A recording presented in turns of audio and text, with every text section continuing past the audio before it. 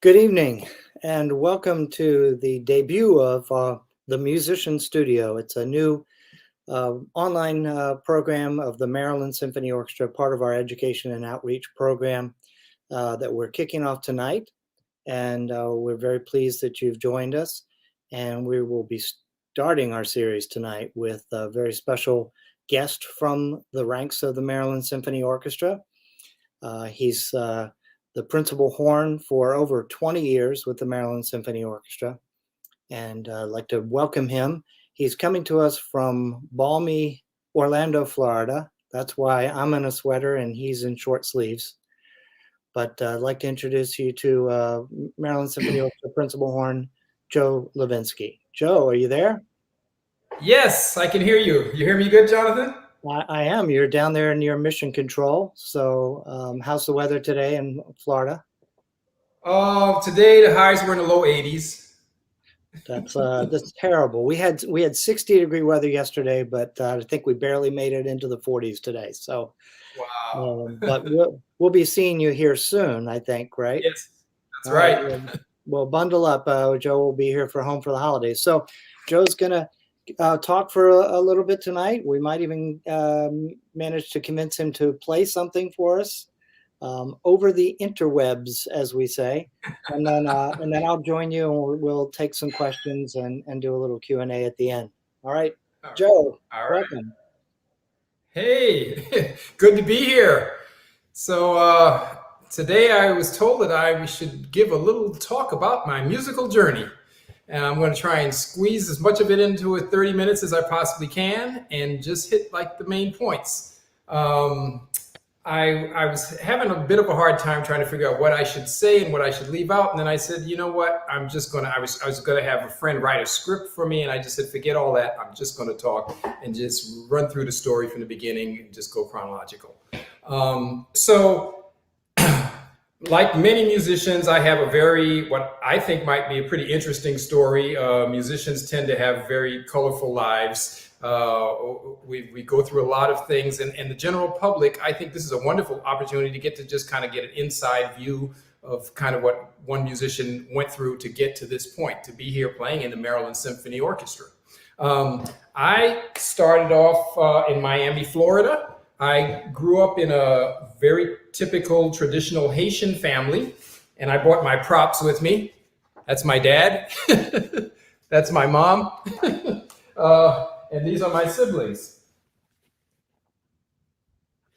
So that's us, of course, we were little. But so I grew up in a typical Haitian family. I was born in New York City, moved down to Miami, and that's where my music started. In middle school band, like many musicians, I started off in a beginning band class in a public school in Miami-Dade County. And I played horn right from the very beginning.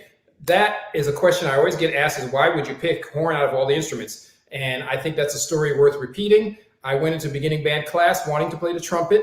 Most of the boys wanted to play the trumpet or the saxophone. The really cool boys wanted to play the saxophone, and the big boys all wanted to play the tuba. And that just was the way it was. So I went in asking to play the trumpet. The band teacher said he didn't have any more trumpets to give out. So if I wanted a trumpet, I'd have to buy my own. The band director was actually pretty smart. He knew what was going to happen. I told my dad I need a trumpet. We went to the store. We went looking for a trumpet. We found out how much instruments cost. And my dad said, go back and play whatever he gives you for free. So I went back the next day and he handed me a horn.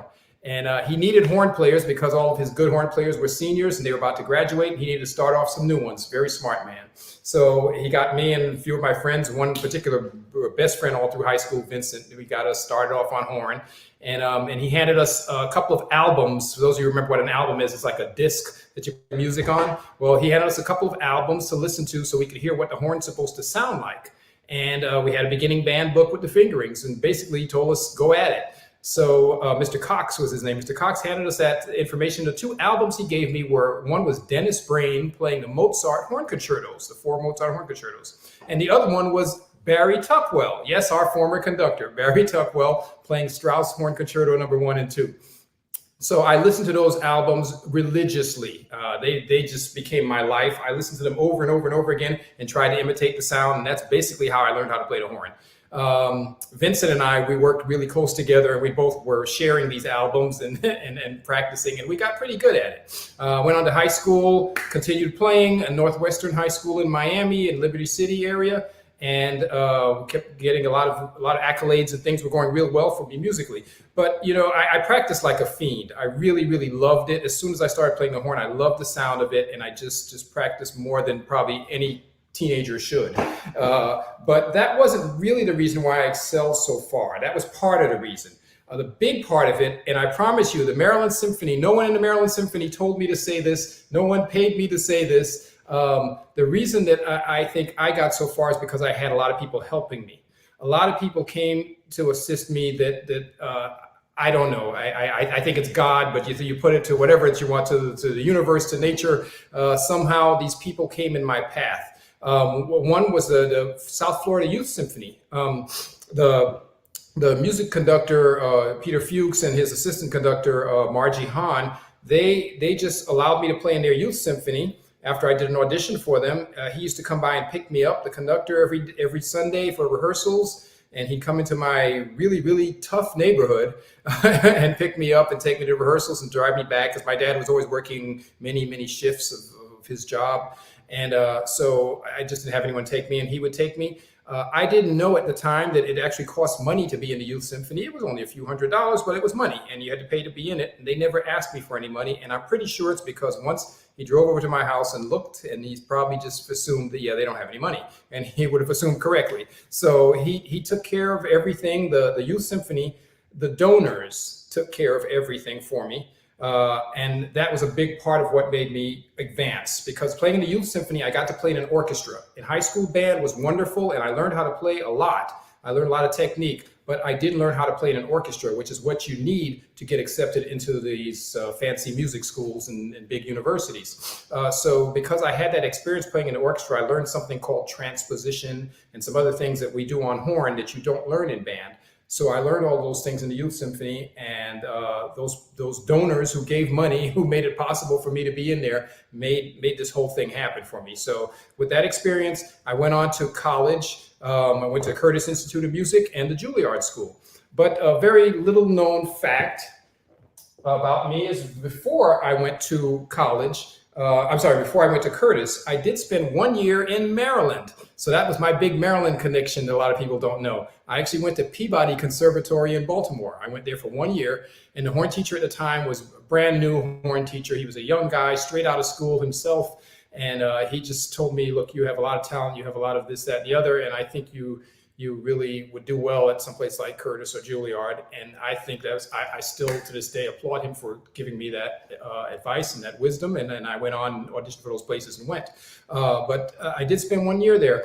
And for when I got there, I had a decent horn and everything I needed to succeed. But the reason I had that again was because of donors. And again, I promise you, the Maryland Symphony did not tell me to say any of this. The donors were a big part of my life. There was a newspaper article written about me in I can't remember what year, but anyway, it was written about me in the Miami Herald, which was the big newspaper down in my hometown, as the front page lead news story article about me playing in a group called the All-American Band. It was a high school band of like top kids from around the country.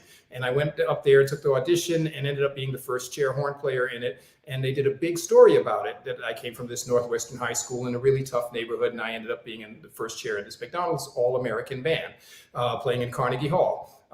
And so that article led to an anonymous donor who I know very well now, but he wants to still remain anonymous, a very, very well-to-do attorney. He decided to just buy me a horn, because he saw in the article I did not own a horn, and he read all these things about me. So he went ahead and bought me a horn, and that was really the big beginning of my musical journey. And so I just want to thank, before I go on with anything else about what happened to me in the future, I want to thank all of those donors, people who support the arts. I'm one of them now myself. I support the Youth Symphony, and I strongly urge any of you who are able to support the arts, because you just don't know what you're doing when you give $10, or $100, or whatever you can afford to give. You have no idea how much it's changing someone's life. Those donors along the way who helped me caused me to end up going to really great schools, and having a wonderful musical career, coming from a place where that's extremely rare, where I grew up. So before I go on and tell you more about my musical journey, I wanted to play a piece of music, and I want to dedicate it to all of those of you who support the arts, and especially to those who helped me along the way, the Youth Symphony, and of course my parents, who are a huge part of everything that I've done so far in the arts. Both of them have passed away now, and as a matter of fact, I played this song at my dad's funeral not very long ago. Let's see, I'm going to cue up my accompaniment here, and you guys will probably recognize this. Oh, by the way, the first time I played this piece, it was at Wolf Trap in the area near Maryland, DC, Virginia area, summer festival, and I was playing it standing behind Josh Groban.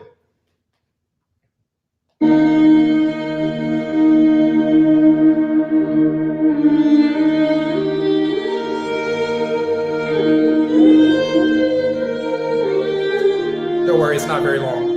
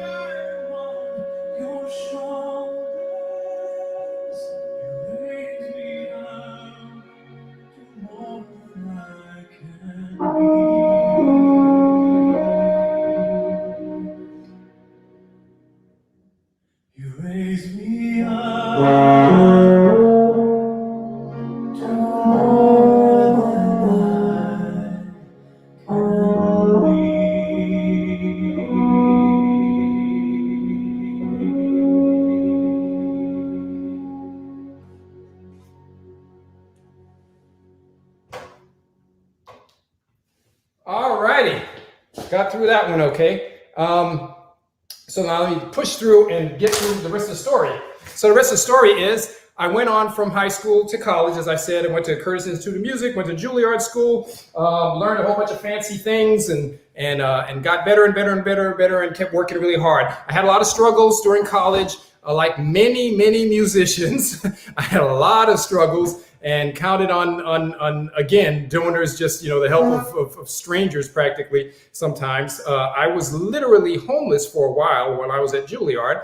That was during one really tough semester, and I was literally living in a park over on 6th Avenue in New York City, right in front of right near 5th Avenue near Grand Central Station. There, I was living in that park. I think it's called Bryant Park. I can't remember. It has a big museum there with the library with the lions, the statues of the lions. But anyway, I was literally living in that park, and I was going to Juilliard at the time. It was a very rough time for me, and I was very much determined to finish. I kept going, got through it all. I had the help of some great people, and those are stories for another time. One who you all know was Jessie Norman. She was really a nice lady who I happened to meet in Lincoln Center one day, and she helped me a lot in a lot of ways, just encouraging and even financial at times. But I went on, made it through, got through all that, went on to perform. And like most musicians, I didn't come right out of school and have a job. So I was doing various things. I worked for a phone company. I did a lot of different things in between. And when I finally won my first audition, I went down, I played in an orchestra in Florida, Miami City Ballet. I eventually got an orchestra I won a few other auditions in Hong Kong, and I had lots of auditions that I didn't win. And like many musicians, I was just going around and doing the circuit. And eventually I got a job in the Dominican Republic in the National Symphony there. And I did a little bit of soloing, and that was my first taste of soloing. And I loved it, absolutely loved it. And I think I knew I found my calling. I got a chance to stand in front of the orchestra, play Strauss concerto, played a Weber concertino. I got in front of them, played a Mozart concerto. It was just great. And I had a great time down there. Eventually came back to the States to get in the U.S. Army Band. Well, I played in the United States Army Field Band at Fort Meade, Maryland. And then I played, after one enlistment, I auditioned for the Army Band in Washington, D.C., Pershing Zone, where I ended up being principal horn, staying there for the rest of my career, did a full career and retired from it. And while I was in the band, I had some chances to thank some of my mentors and people who helped me along the way. One of the great ones was Jerome Ashby. That's Jerome in the middle there, tall guy. He was an associate principal horn player of the New York Philharmonic, and he was the only African-American, I think he was the only African-American member of the New York Philharmonic, period. He was only the second African-American ever, as far as I know, to have had a full-time job playing horn, anywhere in the United States. The first was Robert Watt in LA Philharmonic in the 70s. But yeah, Jerome was a great help to me through college. He wasn't actually my teacher, but his teacher was my teacher. We had the same teacher he had when he was in college. But he helped me a lot in the summers when I didn't have lessons. He gave me lessons, and he just helped me in a lot of ways, gave me a lot of advice. And so I got a chance when I got in the Army Band to kind of repay these people by showing some of them the success that I had. And it was wonderful. Army Band took me a lot of places in my musical journey. I got some cool pictures, like in London. I got cool pictures shaking hands with, let me see, there it is, with President G.W. Bush, pictures at the Great Wall of China. So, I really got to do a lot of things in my musical journey while I was in the band. I had a little stint in the middle there where I got a chance, and that's another long story for another time, to play a year with the National Symphony Orchestra with Leonard Slatkin, who was a music director at the time. And Ted Thayer was the principal horn player who gave me all the opportunities. Ted recently passed away, and he was a wonderful man as well as an amazing horn player. So just pictures of me on tour with National Symphony. So while I was doing that, my musical journey kept flowing along. I was at the same time playing in a part-time orchestra right here in Maryland, the Maryland Symphony Orchestra. I heard that Maestro Barry Tuckwell was conducting, and of course when there was a horn audition, I went over there to take the audition. So I would really basically just get a chance to play for him. And I did, things went well. I came in as fourth horn player in 1995. The next year, I ended up moving second horn. I moved every time someone left. I auditioned for their position until eventually I got the principal position. And I think that was 98 or 99. I can't remember. But anyway, I've been principal horn ever since. Had some opportunities to solo with the group, quite a few actually, which again was wonderful. And Maestro Tuckwell was a person who really fostered my spirit of soloing, because I told you that I really learned that I enjoyed it a great deal when I was doing it in the Dominican Republic. And I started doing more of it in the Army. When we go on tour with the Army Field Band, we go on tour for sometimes a couple of months. And I'd play, a concerto, the same concerto, every night in a different city, 20 times, 30 times. It was amazing. And I loved it. I absolutely loved it. When I got in Pershing's own band, I started doing the same thing with the Army Brass Quintet. We had all of these concertos arranged for horn and brass quintet so that we could perform them all the time. And someone wrote, then one of my former students looked at my schedule and figured out one particular year, how many times did I play a concerto in that year? And it was something like 120 concertos, or not 120 different concertos, but 120 concerto performances a year. That was kind of normal for me. So I loved soloing. And Barry Tuckwell, there he is, kind of hanging out and playing together back in the day. And you all remember him, of course. He gave me some great opportunities that led to other playing for me in addition to the Maryland Symphony. He took me with him to play second horn once on a Vivaldi two-horn concerto with some really big name orchestras. And we had a great time. I had a great time. I got a lot of connections, and it did a lot for my career. While I was playing in the Maryland Symphony, Mr. Tuckwell, of course, retired, and we got a fabulous conductor. Thank God we got a fabulous conductor to replace him, because I was ready to go after he left, until I saw that the young lady who came in after him was equally wonderful and brought a whole new style of musicality to the orchestra, and that's Elizabeth Schultz. And I got a great picture here that she probably doesn't even remember of one of our holiday concerts, where the horn players all surprised her and dressed up as Santa Claus. So anyway, that was a big, very, very fun part of my musical journey. As I continue to play with the Maryland Symphony, I'm still loving it. I'm still having a great time with it. Plan to continue doing it for a long time. But when the time comes to go, I'm very happy to see the new young players that are coming up, and they're making my musical journey much easier, having them around as support. A lot of them are people that I've actually had a chance to work with myself. When I left the Army Band in 2013, I started teaching at Shenandoah Conservatory at Shenandoah University, Winchester, Virginia. I taught there for 5 years. Taught some great, really talented, hardworking students who are now just starting to make their way into the professional ranks. One is a horn teaching assistant at the grad teaching assistant at Ball State. One was at Louisiana State, LSU. One was at Maryland. One was down in Florida. But they're all over the place. One just won an audition in California. He's now playing in a full-time symphony orchestra.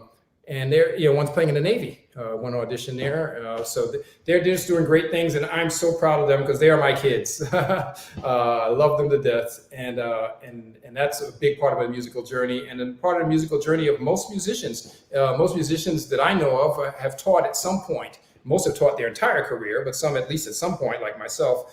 And it's a big part of it, passing down all the things that we learned from the great masters that we got a chance to study with. I was very fortunate that I got to study with some of the greatest horn teachers of all time. There was one guy who I wish I had studied with, but never met, and he passed away many years ago. Philip Farkas. He was like I think, in my opinion, the granddaddy of them all, the biggest name in horn teaching. But he wrote a book called The Art of French Horn Playing, which was my main teacher along with my albums all through high school. I just literally read that book, and that was like my Bible. I read it over and over again. I could literally quote entire paragraphs, probably entire chapters of that book verbatim, because I read it so many times. And it's a great teaching tool. If any of you have students who are playing horn, learning to play horn, that would be a great thing to add to their repertoire, along with what they're learning from their teachers. Is grab that book if they haven't already, because it's really, really important piece of work. I wanted to, before my time runs out real quick, I wanted to give you another quick little musical fun ditty that I like to play. And let's see if I can, yeah, I got it queued up really nicely. This one is way shorter, and let's see if I can get this in there. It's just a silly little fun thing that I like to do.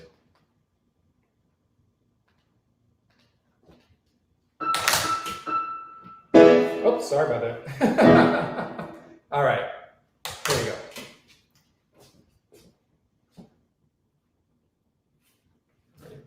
Oopsie.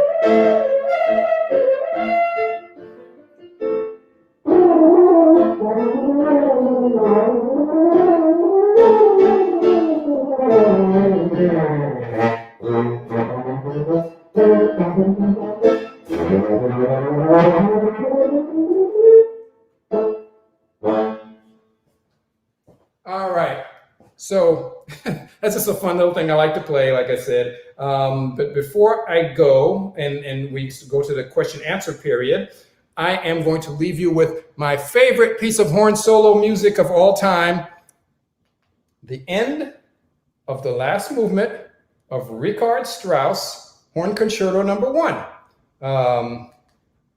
The piece that I think is the epitome of horn playing and what horn playing at its highest level can sound like.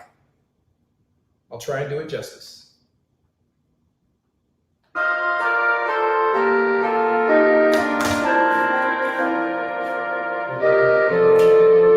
By the way, this orchestra is not nearly as good as the Maryland Symphony.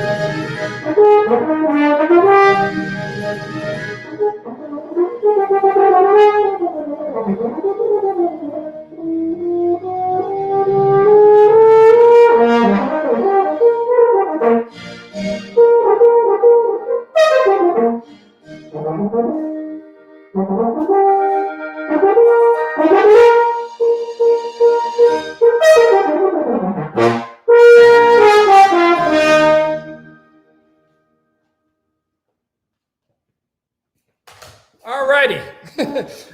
That's my musical journey.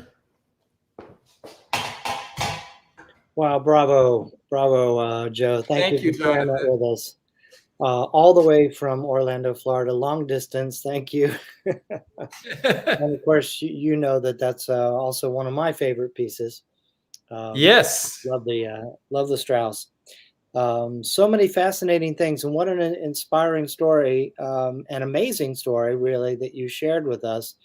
Um, real struggle. I mean, some musicians will, as you said, many musicians struggle, but you had some really serious obstacles to overcome. And it sounds like, in every case, you persisted. I mean, you gave a lot of credit to people who helped you along the way, but if you weren't committed, dedicated, persistent, none of that help would have mattered. And that's what is kind of left me with the just the impression and respect for your tenacity and your dedication, your passion for music. So we've got some questions queued up. Yes. And so I'm just going to try to get through a few of those. I have a few also I want to ask you. I got one in particular I want to save to ask you. So Okay. first question, what do you consider to be your most rewarding part of your career so far? So far, I've surprised myself because I had no idea this was going to be so rewarding, was the teaching. The 5 years I taught at Shenandoah was by far the most rewarding. Excuse me one second.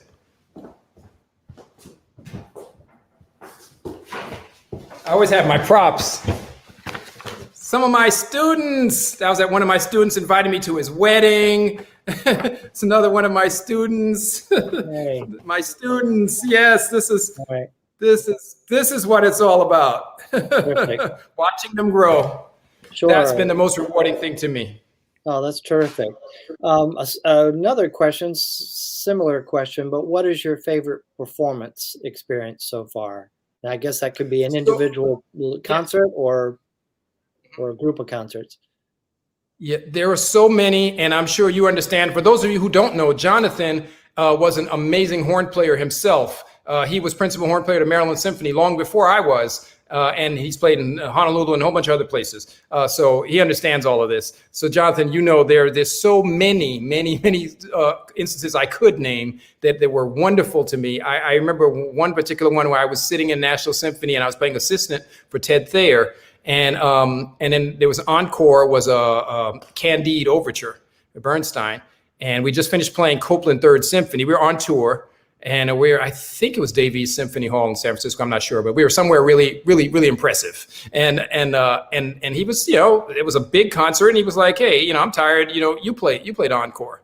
And I was just sitting there playing, and I was thinking in my mind while I'm just playing along, and Leonard Slatkin's in front of me, and I'm playing principal horn in the National Symphony, and it just was quite a moment. That was one of the big ones to me. But the biggest one to me, the one my favorite that I will never forget, that I will be thinking about when I'm on my deathbed, is after 9/11. The Army Brass Quintet went to the Sheraton Hotel next to the Pentagon, and all of the family members of people who either had died and they had been killed, or who were waiting to find out about their loved ones. They were all staying in the Sheraton. The Sheraton was the one and only place they could go to get away from the press, because the press would, put microphones in their faces everywhere they went, and they were trying to cry.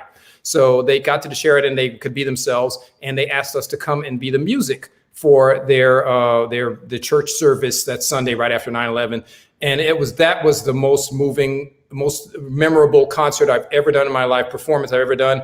At the end of the church service, they asked us to play the national anthem. It was a church service. We played the national anthem. They kept clapping and kept cheering, and we refused to stop until we played it again. We ended up playing it 3 times. Wow.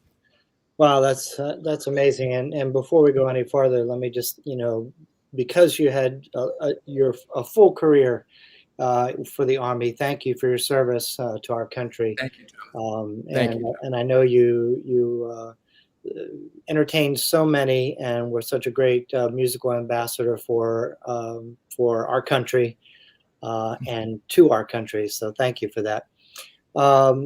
Another question that comes from one of your colleagues in the orchestra. Can you share with younger students the importance of diversifying in the current economy and state of the world of music? And Yes. For younger musicians, those just coming out and getting into the field, that's a great question. If you're going to perform for a living, if you're going to be a performance major in college, for example, it is extremely important. I highly recommend, and I told this to all of my students, I highly recommend that you learn how to do something else. It could be something else in music, but it's something else nonetheless.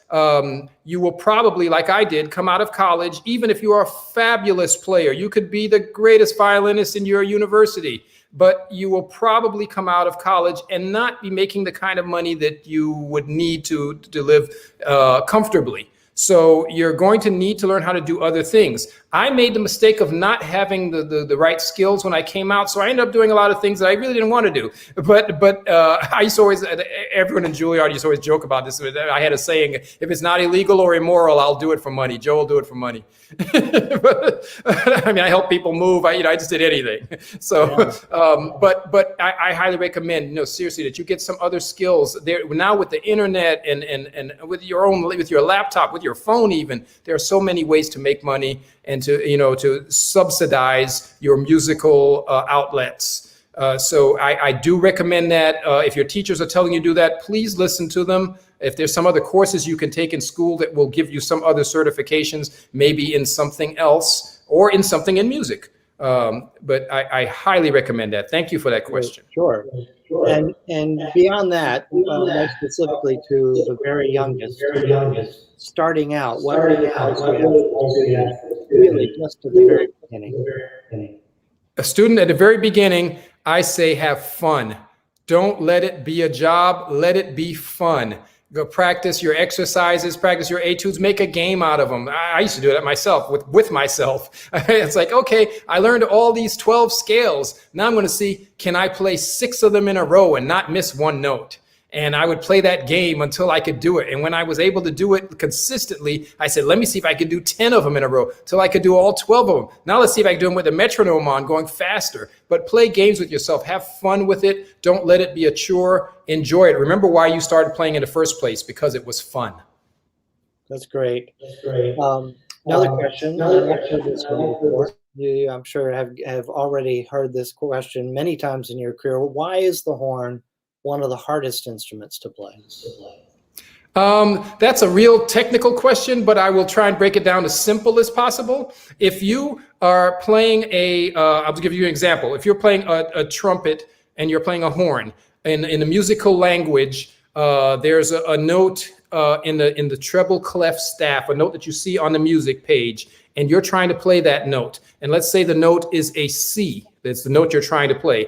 If you play a C on the horn, you don't push down any valves, nothing, no thumb, no nothing, and you play the C in the staff, you can hit a C, or you might play a D, or you might play a B flat, or you might play a G, or you might play an E. There are all these things that could come out if you don't aim exactly accurately with your lips, if it's not 100% accurately. Now, if you play the same note, a C on the trumpet, and you aim at the C, the only way you can miss it is if you go all the way down to a G, which is 4 notes lower.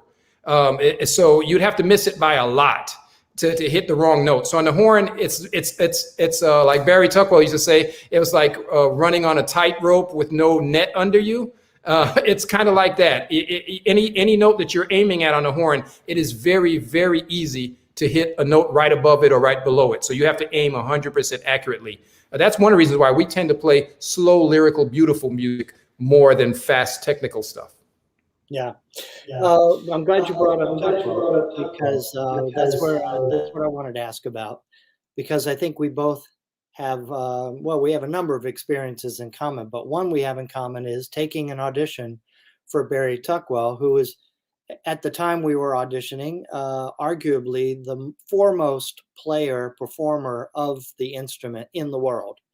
And I know what my experience was like. I'm interested to hear, what was your experience like taking an audition for Barry Tuckwell? Were you, did you sit next to him? Was he, was it just you and Barry? Yes, yes, it was just him in the room. There was no one else in the room. So that kind of threw me for a loop when I walked in. I was expecting to see a whole committee of people, and I just see him, and it's the guy who was on my album that I've been listening to since middle school. I remember that face and that little goatee beard and the glasses, and I saw him sitting there, and I was kind of starstruck, which I don't think I'd ever been starstruck before. I'd been around a lot of famous people in my life, but I don't think I'd ever been starstruck before. But the first time I saw him, I was, and I had to compose myself, take a couple of deep breaths, sit down, and I'm sitting in a chair facing him, and we're in a big room, but I'm maybe 10 feet in front of him, and it was just me and him sitting there, and a music stand in between us, and he told me to play the music on the stand. He said hello, shook my hand, I sat down, I played the music on the stand, I played the first piece, and then went on, and by the time we got to the Tchaikovsky fifth slow movement horn solo that's typically on horn auditions,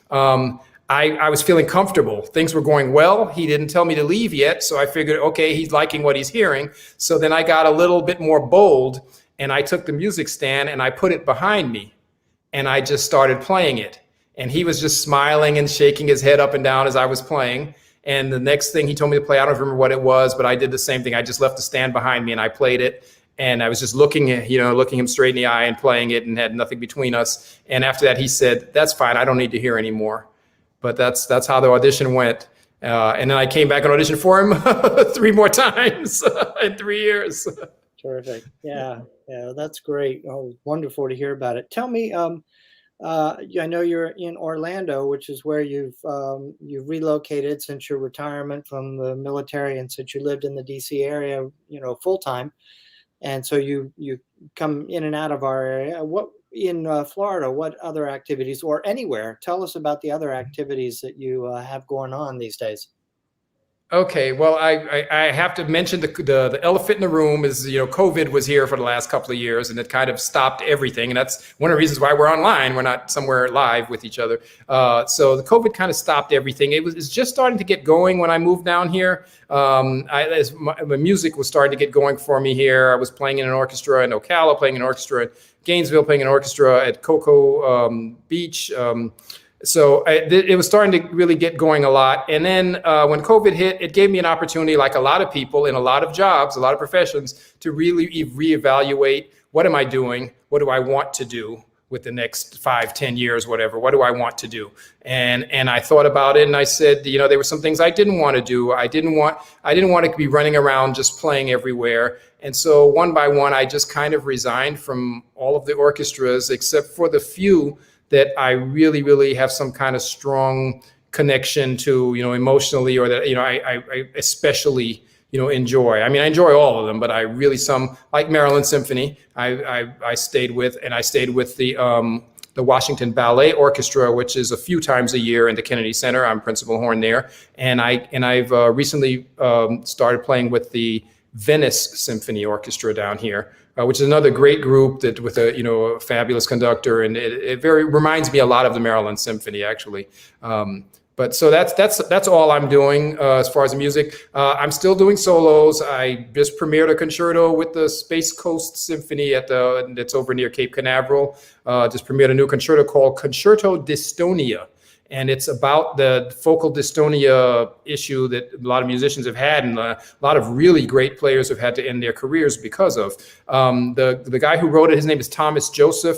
Young fellow, teaches at Old Dominion, ODU in Virginia. And he wrote this fantastic piece. He mailed it to me years ago and said, "Hey, what do you think of this?" He's a very young guy, and so he's just trying to get somebody to to look at his work, because no one knows who he is, basically. And I thought, wow, this is really, really good. I've had lots of people send me pieces, and I just send it back to them and give them, some comments, and that was it. Because they were never at this level. I like, this guy is really like, I don't use the word lightly, but he's borderline genius.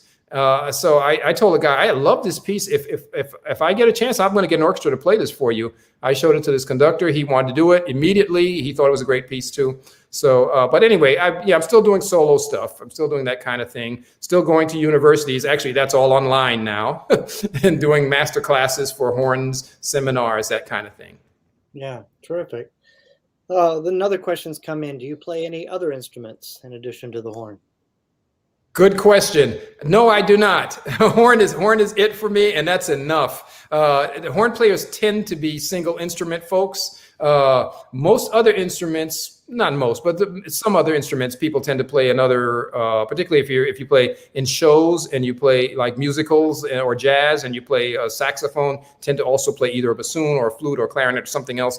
But horn players tend to only play horn. It's a lot of work. It's really a lot of work, and it's enough for me. I don't need another one.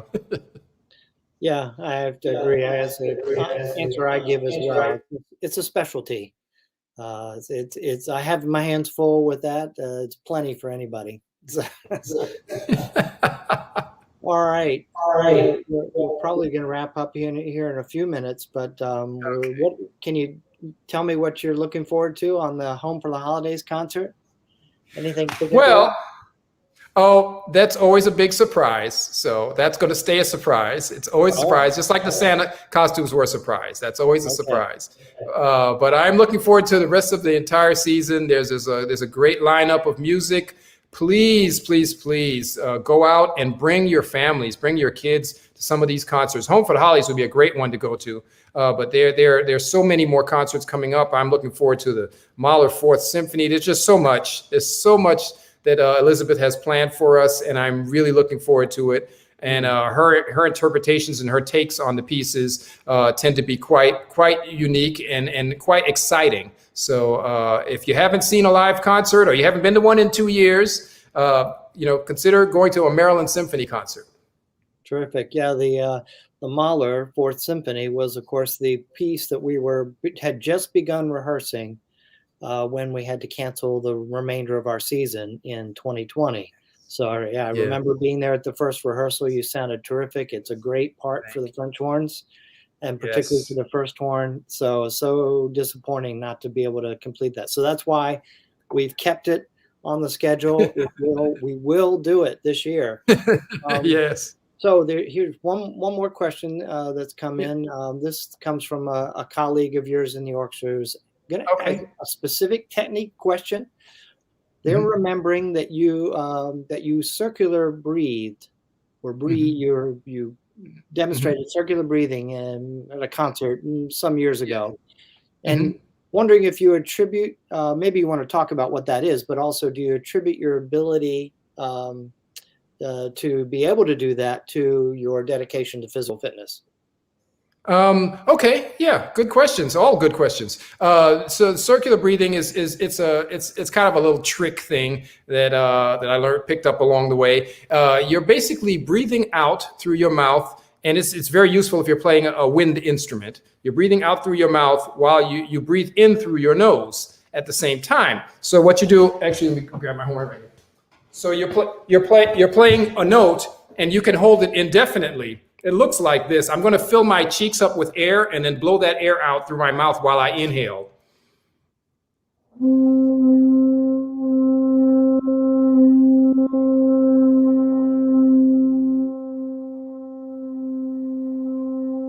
So you basically could just hold a note indefinitely while you're inhaling and exhaling simultaneously, basically, is what you're doing. It's just a little trick that musically helps. I used to tell my students, every trick that I teach you is not for the sake of a trick. It's for the sake of something musically. There's some piece of music where the phrase goes on longer than you can hold your breath comfortably, or that you want to make it go longer for whatever musical reason that you want to do that. This little trick allows you to do it. That's all it is. It's a little trick, but it's to help the musicality of the music, or you're playing even some fast piece of music and you don't want to take a breath somewhere, you can do it in the middle of that also. It's a little more difficult. About the physical fitness, yes, I do believe strongly in physical fitness, and especially for a wind instrument player, it just makes your playing easier because it gives your lungs and everything are stronger if you're working them in some way, shape, or form, whether that be running, playing tennis, going for a walk every day, or anything that you can do. I do not all of the above, but a lot of the above. I walk, I jog, I lift weights. I do all that. I started learning, and that's another important thing, is to keep learning. I've learned a lot of things on horn, obviously, and I'm learning other things now. I'm learning jujitsu, which is really complicated. It's so complicated, but it's another physical activity that keeps me moving, and it's fun. Find something that's fun for you, whether that's, like I said, playing ping pong or whatever that's fun for you, and do it, because it really will help your playing. Thanks. That's great. Great to share all that with everybody. So you had your horn there in your lap, and I assume that's a Yamaha. You're a Yamaha performing artist, I believe, right? That's correct. Yes. This is a Yamaha, and my association with Yamaha started not too long ago. I was still in the Army band at the time, and they approached me at a music convention. I had just played a concerto, and one of their booths were there, and they're selling their instruments and things and accessories. And one of them asked me, had I ever played a Yamaha horn? And I said, I did many years ago. And they said, well, you want to try this new one we have? And I'm like, no, I'm fine with what I've got, and they said, no, they insisted. They're like, just try it. We said, well, why don't you just take this one home? They knew who I was, and they said, take this one home and then tell us what you think of it. We just want your opinion. And I took it home. It was a triple horn, Yamaha triple, and I told them that I thought it was too tight and certain registers, and it was a medium bore, they called it, and they came back with a new one called the medium large bore, and they said, okay, try this. And I tried it, and I was like, yeah, this is good. I like this horn. I actually like it better than my horn. And they were like, well, if you want to play it, we won't give it to you. We'll sell it to you, but we will, they wanted my permission to use my name. And so I kind of got an association with them through that. I said, yeah, you can use my name and say, I said that this is a good horn. And they started doing that. They started putting out in some of their advertisements. Eventually, I started trying out other horns, and they came out with, this is their latest model. It's about 4 or 5 years old, these that they came out with. And I think this is one of the best horns I've ever played. But yeah, I've started, just kind of association with them, and they've used me as a teacher they have a summer festival, Music for All, in Indiana. It's huge. There are literally 1,000 students, over 1,000 students every summer at this festival. I was a horn teacher there a couple of times. So they've used me for things like that. You always give them permission to use my name in any of their advertising, because I really do believe in the horn. I told them when they first asked me to try the other horn, I said, if I don't like it, I'm not going to, there's nothing you can say or give me that will make me give you my permission to use my name. If I don't think it's great, but I do actually think this is a fantastic horn. Wonderful. Well, Joe, this has been a lot of fun. A special treat for me to get to know you a little bit better, because, we don't often get the chance to talk too much. And it just tells me that next time you're here, we've got to plan some time to hang out and talk horn.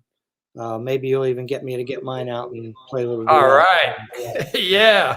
Thank you for joining us tonight. Thank you for helping kick off the Musician Studio programming. And we're looking forward to seeing you in a couple of weeks at home for the holidays. Wish you safe travels. And we'll wrap it up here tonight and see you in real life. All right. Thank you, Jonathan. Thanks, Joe.